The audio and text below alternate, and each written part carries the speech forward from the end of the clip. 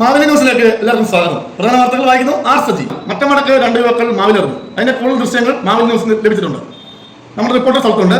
അരുൺ, വളരെ വ്യക്തമായിട്ട് കേൾക്കാം. പറഞ്ഞോളൂ. അവിടെ എന്താണ് നടന്നത് ഒന്ന് വിവരിക്കാമോ?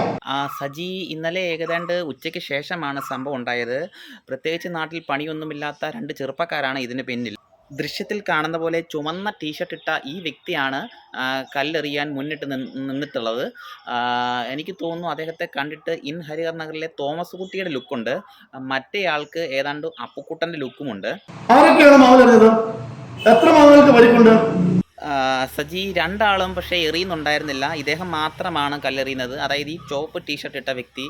അദ്ദേഹത്തിന് കൃത്യമായ ഉന്നം ഉള്ളതുകൊണ്ട് എന്തോ മാമ്പഴം ഒന്നും താഴെ വീണിട്ടില്ല സജി. അതിൻ്റെ നിരാശയിൽ 2 പേരും മാറിയിരിക്കുന്നത് കാണാം.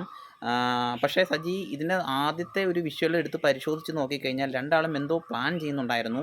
എനിക്ക് തോന്നുന്നത് മാങ്ങ എറിയുന്നതിന് മുമ്പ് വലിയ മാമ്പഴം ചുവപ്പ് ടീഷർട്ട് ഇട്ടവനും ചെറിയ മാമ്പഴമെല്ലാം മറ്റേ ആൾക്കും എന്നുള്ള രീതിയിലുള്ള പദ്ധതിയായിരിക്കും അവിടെ തയ്യാറാക്കിയത് സജി. അരുൺ, അവർക്ക് മറ്റുള്ള ഉദ്ദേശങ്ങൾ എന്തെങ്കിലും ഉണ്ടായിരുന്നോ? സജി, അതിനുശേഷം വീണ്ടും അവർ എന്തൊക്കെയോ പ്ലാൻ ചെയ്യുന്നുണ്ടായിരുന്നു. ഇടയ്ക്ക് കുതിര തേര് എന്നൊക്കെ പറയുന്നുണ്ടായിരുന്നു. എനിക്ക് തോന്നുന്നത് ഇതിന് ശേഷം ചെസ്സ് കളിക്കാനുള്ള പ്ലാൻ വല്ലതും ആയിരിക്കും സജി. അരുൺ, അവർക്ക് മാങ്ങ കിട്ടത്തിൽ എന്തെങ്കിലും വിഷമങ്ങളുണ്ടോ? മാങ്ങയൊന്നും കിട്ടാത്തത് കൊണ്ട് അവർക്ക് വിഷമങ്ങളൊന്നും കാണുന്നില്ല സജി.